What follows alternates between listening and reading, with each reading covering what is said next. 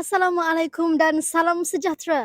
Saya Maisarah binti Marzuki dari Mother Nature melaporkan. Kini Jun 1992 kita berada di Rio de Janeiro, Brazil untuk turut serta mengambil tahu mengenai persidangan Rio de Janeiro yang sedang berlangsung atau juga dikenali sebagai persidangan Agenda 21. Baiklah, untuk makluman penonton, persidangan Rio de Janeiro ini ialah satu persidangan oleh anggota Pertubuhan Bangsa-Bangsa Bersatu PBB mengenai alam sekitar dan pembangunan yang juga dikenali sebagai persidangan Kemuncak Bumi. Untuk makluman penonton juga, persidangan kita yang sedang berlangsung ini telah dihadiri oleh seramai 178 orang ketua negara termasuk Malaysia. Baiklah, saya juga dimaklumkan sebenarnya bahawa persidangan Rio de Janeiro ini adalah satu persidangan untuk menggalakkan semua negara mempertahankan alam sekitar masing-masing untuk memperbaiki kesihatan manusia dan mengatasi masalah kemiskinan. Begitu juga merupakan satu pelan tindakan komprehensif yang akan dilaksanakan secara global di peringkat nasional dan tempatan oleh badan-badan PBB, kerajaan dan pelbagai badan-badan yang mana melibatkan kesan alam sekitar terhadap manusia. Dan yang terakhir, menggalakkan semua negara mengurangkan pencemaran alam, mengawasi hasil-hasil bumi serta menjaga habitat semula jadi dan kehidupan liar. Untuk mengetahui dengan lebih lanjut tentang persidangan Rio de Janeiro ini, mari kita saksikan. Kini saya bersama ketua daripada negara Jepun iaitu YB Sanaya Takachi. Baiklah, saya dimaklumkan YB bahawa dalam persidangan sebentar tadi kita ada 40 bab yang telah dibincangkan dan dibahagikan kepada 4 bahagian. Jadi boleh ke YB kongsikan mungkin bahagian satu daripada isi persidangan tersebut? Ya, betul tu ada 4 bahagian. Bahagian pertama adalah berkenaan dengan dimensi sosial dan ekonomi. Baiklah, negara Jepun telah terkenal dengan negara yang terbersih dan tercantik di dunia. Terdapat pelbagai inisiatif yang dijalankan untuk mengekalkan keindahan alam ini. Terdapat 3 aspek utama iaitu dari segi memerangi kemiskinan, meningkatkan taraf kesihatan dan juga mengintegrasikan alam sekitar. Baiklah, dari aspek memerangi kemiskinan, masyarakat Jepun agaklah mundur dari segi luar bandar sebelum ini. Namun kerajaan Jepun telah menjalankan satu inisiatif untuk meninggikan taraf hidup mereka dengan menjadikan penempatan luar bandar ini sebagai salah satu destinasi pelancongan. Contohnya kita dapat lihat pelbagai masyarakat luar yang sering melawati tempat-tempat menarik di luar-luar bandar Jepun. Jadi ini sedikit sebanyak dapat meningkatkan lagi aktiviti keusahawanan ataupun pelancongan yang mampu meninggikan lagi ekonomi di Jepun. Selain daripada itu, aspek yang kedua adalah berkenaan dengan taraf kesihatan. Jepun sangatlah tidak mengabaikan tahap kesihatan rakyatnya. Buktinya kita dapat lihat pelbagai kemajuan teknologi dari segi kesihatan yang dapat menanggung pelbagai pembiayaan untuk perubatan atau pembedahan dan sebagainya. Oh, tidak lupa. Jepun juga telah memperkenalkan National Health Insurance. Oh. Ia mampu membiayai sebanyak 70% daripada kos Maaf perubatan. maaf bertanya YB, maksudnya macam insurans kesihatan macam tu ke? Yes, betul Ah. betul. Jadi masyarakat yang tidak mampu dapat memperoleh akses kesihatan secara lebih besar dan ini dapat mengurangkan beban mereka lah. Inisiatif yang sangat bagus saya rasa perkara itu. Yes, sangatlah bagus untuk memerangi kemiskinan dan juga meningkatkan taraf hidup kesihatan. Dan akhir sekali, Jepun juga tidak melupakan tentang mengintegrasikan alam sekitar dalam pembangunan. Contohnya, kita dapat lihat terdapat tong-tong kita semula di tempat-tempat awam dan juga mengadakan jadual pengutipan sampah secara berkala. Ini bertujuan untuk memastikan kegiatan-kegiatan pembersihan dijalankan secara kerap dan ini juga merupakan penyumbang kepada senario ikan-ikan berenang dalam longkang dan kita uh, Menarik. kita kita amatlah yakin bahawa senario ini sangatlah asing di negara-negara luar. Betul betul betul. Selain daripada itu, Sukan Tokyo 2020 baru-baru ini, kami juga telah menggunakan bahan-bahan kita semula untuk menghasilkan obor dan juga pentas yang kelihatan gah seperti itu. Jadi langkah-langkah mesra alam ini sangatlah merupakan faktor kepada keindahan kehijauan alam di negara Jepun. Itu saja. Okay. Baiklah, terima kasih YB atas perkongsian yang bagi saya cukup jelas dan cukup menjentik hati setiap individu yang begitu mencintai alam sekitar kita pada hari ini. Baiklah, terima kasih YB. Nampaknya saya telah melihat Ketua Negara Malaysia iaitu YB Atifah. Sama-sama. Assalamualaikum YB Atifah. Waalaikumsalam warahmatullahi wabarakatuh. Baiklah YB, sebenarnya saya agak berminat untuk mengetahui isi-isi dalam persidangan agenda 21 sebentar tadi. Bolehkah kalau YB menerangkan mungkin mengenai bahagian 2 yang terkandung? Boleh. Okey, bahagian 2 ya? Okey, baiklah. Bila kita berbicara soal bahagian kedua, tentu sekali ia melibatkan bab 9 hingga bab ke-22 dalam agenda 21 lah. Okey, bahagian kedua ini secara ringkasnya adalah untuk memfokuskan bagaimana untuk pelihara dan juga menguruskan sumber-sumber yang ada di negara untuk tujuan pembangunan. Untuk tujuan pembangunan ini termasuklah untuk memelihara alam sekitar dan untuk pemeliharaan kepelbagaian hidupan, memerangi ketandusan hutan dan juga mengawal pencemaran yang akan berlaku. Jadi, dalam persidangan ini kami telah merancang ataupun menyasarkan sebanyak 14 plan ataupun 14 rancangan sebagai indikator bagaimana untuk memelihara dan menguruskan sumber-sumber yang ada di negara, termasuklah negara Malaysia itu sendiri. Okey, antara 14 plan yang boleh saya katakan adalah seperti pelindungan atmosfera, memerangi penebangan hutan, pelindungan lautan, pelindungan kualiti dan bekalan sumber air tawar, pengurusan bahan toksik yang mesra alam, pengurusan bahan pepejal yang mesra alam, pengurusan bahan radioaktif yang selamat dan mesra alam. Itu adalah antara sahajalah beberapa daripada 14 plan yang telah kami sasarkan itulah. Baiklah, sebenarnya YB saya agak berminat untuk mengetahui tentang 14 plan yang telah disasarkan itu. Jadi bolehkah kalau YB menerangkan dengan lebih mendalam mungkin 1 ataupun 2 plan tersebut? Boleh. Okey, di sini saya suka untuk mengambil plan yang ketiga iaitu memerangi penebangan hutan. Okey, mengapa? Sebab jika kita lihat sehingga kini di Malaysia isu penebangan hutan ini masih tiada lagi jalan penyelesaian. Bukan begitu? Betul. Cik Maisarah? Saya setuju sekali YB. Ya. Okey. Jadi, dalam agenda 21 ini, dalam plan yang ketiga, kami telah memikirkan beberapa program yang akan dijalankan bagi memerangi penebangan hutan ini. Program yang pertama, kita akan mengekalkan pelbagai peranan dan fungsi semua jenis hutan. Okey, seperti yang kita tahu di Malaysia, terdapat pelbagai jenis hutan seperti hutan hujan tropika, hutan paya, hutan pantai dan sebagainya. Setiap hutan ini mempunyai fungsi dan peranan yang tersendiri. Jadi, untuk memastikan hutan-hutan ini terpelihara berdasarkan fungsi-fungsinya, maka agenda 21 plan yang ketiga inilah sebagai indikatornya. Okay, kemudian yang kedua, kita boleh meningkatkan lagi perlindungan mengenai dengan melalui pemulihan hutan, penebangan hutan dan perhutanan semula hutan. Dan yang terakhir, kita boleh mewujudkan ataupun mengukuhkan keupayaan perancangan, penilaian dan pemerhatian yang lebih sistematik berkenaan dengan program, projek dan aktiviti yang berkaitan dengan hutan.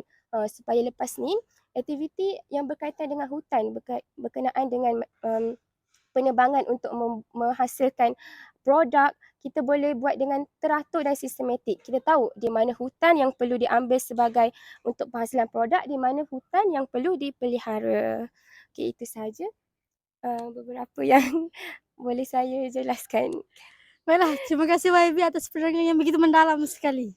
Baiklah, kini saya bersama Ketua Negara Turki iaitu Yang Berhormat Aizan. Assalamualaikum YB. Waalaikumsalam. Okey, baiklah YB. Sebenarnya saya berminat dengan persidangan Rio de Janeiro yang telah berlangsung sebentar tadi. Jadi, bolehkah kalau saya ingin mengambil tahu intipati yang mungkin terkandung dalam bahagian 3 persidangan sebentar tadi, boleh YB kongsikan? Boleh saja. Okey, sebenarnya bahagian 3 ni menerangkan tentang pemerkasaan peranan kumpulan-kumpulan besar yang bermula daripada bab 23 hingga bab 32. Jadi secara umumnya, bahagian ini mementingkan tentang penyertaan awam yang merupakan salah satu keperluan awal bagi mencapai pembangunan yang mapan dalam kelestarian alam. Oleh itu, bahagian ini dia menceritakan tentang peranan kanak-kanak, remaja, wanita, badan kerajaan, pihak berkuasa tempatan dan juga pekerja untuk mencapai satu matlamat iaitu melestarikan alam sekitar. Baiklah, kita dapat tengok dalam bab 23 yang menerangkan tentang tindakan sedunia untuk wanita ke arah pembangunan setara dan mapan. Yang mana dalam bab ini, komuniti antarabangsa telah mengesahkan beberapa pelan tindakan dan persidangan bagi persepadan yang penuh dan memberi manfaat kepada wanita dalam semua aktiviti pembangunan, terutamanya melalui strategi mara kehadapan Nairobi bagi peningkatan wanita. Melalui persidangan ini, beberapa objektif telah dicadangkan kepada kerajaan.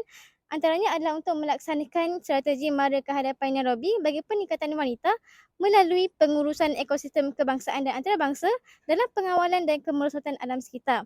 Kerajaan juga dicadangkan untuk menekankan peranan wanita yang bertujuan untuk meningkatkan kadar pembuat keputusan, perancang, pengurus teknikal, pekerja tambahan dalam alam sekitar dan juga bidang pembangunan. Baiklah, berdasarkan objektif tersebut, kerajaan hendaklah mengambil langkah aktif seperti mengkaji dasar dan membentuk pelan untuk meningkatkan nisbah penglibatan wanita sebagai pembuat keputusan, perancang dan pengurus dalam mereka bentuk pembangunan dan pelaksanaan polisi dan program untuk pembangunan yang mapan seperti penyelidikan, pengumpulan data dan penyebaran maklumat. Baiklah YB, sebentar tadi mengikut apa yang telah YB ulas, saya rasa penekanan lebih diberikan kepada peranan wanita, betul? Ya, betul, peranan wanita. Okey, selain daripada penekanan kepada peranan wanita, adakah mungkin terdapat beberapa lagi perkara yang difokuskan dalam bahagian 3 sebenarnya?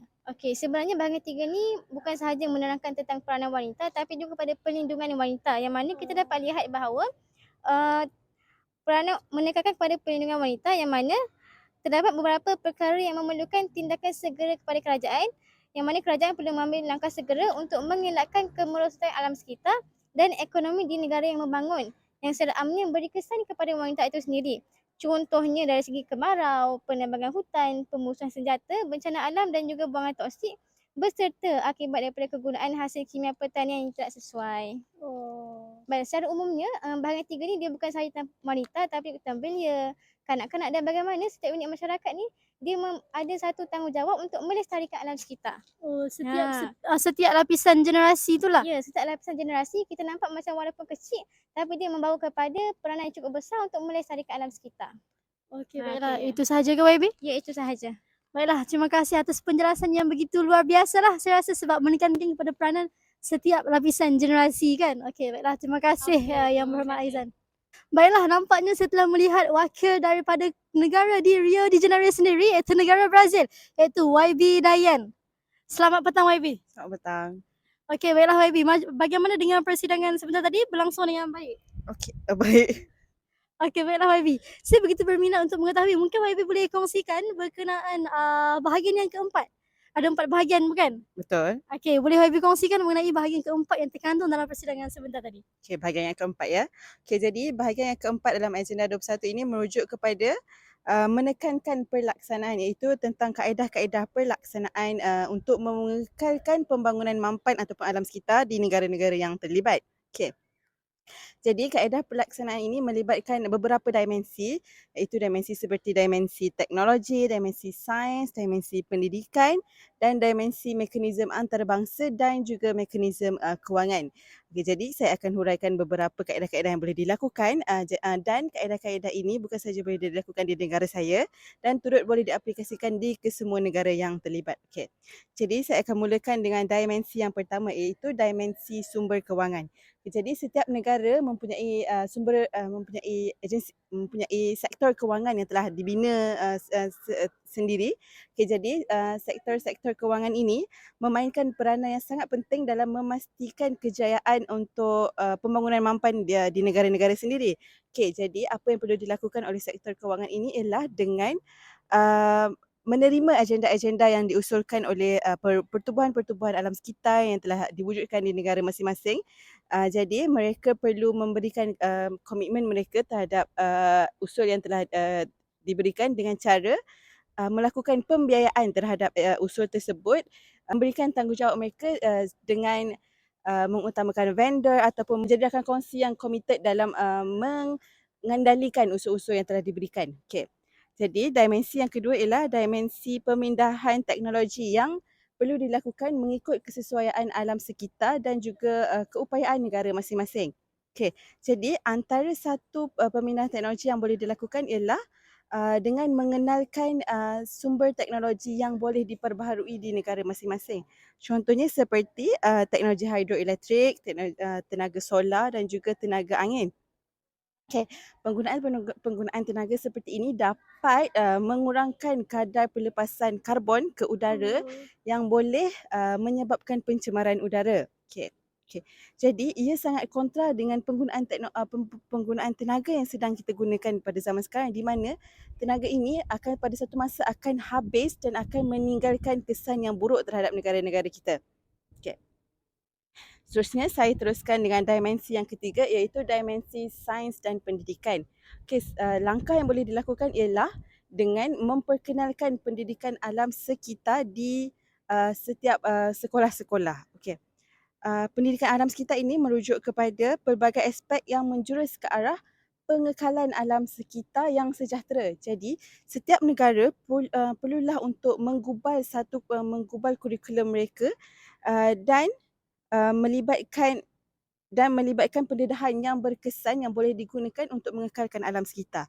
Antara aktiviti-aktiviti yang boleh pihak sekolah lakukan ialah seperti tanaman pokok di kawasan sekolah ataupun di kawasan taman komuniti, di mana ia akan memberikan impak yang sangat berkesan terhadap para pelajar. Jadi apabila para pelajar ini telah diberikan dedahan daripada sejak usia kecil, mereka akan lebih bertanggungjawab terhadap alam sekitar apabila mereka dewasa nanti, dan akan boleh meneruskan legasi yang kita tinggalkan tentang pengekalan pembangunan mampan tersebut. Okey, akhir sekali saya akan terangkan tentang dimensi mekanisme antarabangsa. Apa yang dapat kita kaitkan dengan antarabangsa? Iaitu tentulah pelancongan. Tapi ia bukan sekadar pelancongan biasa, ianya perlulah menjadi satu eko-pelancongan. Eko-pelancongan merupakan pengembaraan yang bertanggungjawab terhadap alam sekitar, bertujuan untuk menikmati dan menghayati alam serta budaya di negara-negara yang kita lawati. Okay. Ekoturism ini sepatutnya memberi impak yang rendah terhadap negara tersebut dan juga terhadap penduduk tempatan di negara-negara tersebut. Okay. Tapi kemungkinan ramai orang akan mempunyai definisi yang berbeza terhadap ekopelancongan. Jadi saya tegaskan, ekopelancongan bermaksud pelancongan yang berasaskan alam semula jadi dan mempunyai nilai yang cukup untuk digunakan tanpa menjejaskan sumber asli di negara-negara yang akan kita kunjungi. Okay, jadi memandangkan anda semua berada di negara saya, Brazil, saya dapat syorkan dua tempat yang boleh anda lawati untuk lakukan ekopelancongan anda, seperti Pantanal ataupun Bonita, di mana anda dapat melihat pelbagai kehidupan alam sekitar, bermula daripada hidupan akuatik sehinggalah ke pelbagai spesies flora dan fauna yang akan dipamerkan di tempat-tempat seperti ini. Wah, saya begitu sebenarnya dalam banyak-banyak yang dikongsikan itu saya begitu tertarik mengenai tempat yang boleh dilewati tersebut ya. Tempat yang boleh dilawati, maafkan saya. Baiklah, saya rasa mungkin esok kita boleh bersama-sama ke tempat itu. Boleh. Okey. Boleh. Terima kasih YB Dayan. Baiklah, menerusi keempat-empat wawancara yang telah dilakukan kepada 4 orang wakil negara sebentar tadi, dapat kita lihat bahawa persidangan ini sememangnya sangat memfokuskan kepada isu alam sekitar di dunia. Namun begitu, masih ada yang lain. Yang lain itu ialah yang pertamanya kita ingin menggesa negara di seluruh dunia ini untuk mengambil tindakan sewajarnya bagi menjaga alam sekitar demi menjamin kehidupan yang lebih berkualiti kepada generasi akan datang. Dan juga untuk makluman penonton di luar sana, Malaysia ialah antara negara yang turut menyertai dalam World Solar Commission untuk memastikan penggunaan tenaga yang lebih selamat di masa hadapan. Yang kedua, persidangan sebentar tadi telah membahaskan bagaimana pembangunan yang berterusan itu dapat dijalankan, iaitu pembangunan yang mengambil kira alam sekitar, menyediakan hak yang sama untuk semua manusia, tak kira di negara mana, dan menjaminkan bahawa generasi akan datang turut dapat menikmati dan memenuhi kehendak yang sama seperti mana? generasi kini. Cara keseluruhannya, dunia hari ini kita sedang menuju ke arah pembangunan global abad ke-21 tanpa merosakkan kelestarian alam sekitar. Ingatlah, alam sekitar ini bukanlah warisan tetapi pinjaman semata-mata. Bertepatan dengan slogan persidangan Rio de Janeiro pada hari ini, think globally and act locally. Kalau ada semua di ladang, bolehlah saya menumpang mandi. Kalau ada umur yang panjang, bolehlah kita berjumpa lagi. Sekian itu sahaja daripada saya, Maisarah Mother Nature. Kembali ke Sri Pentas.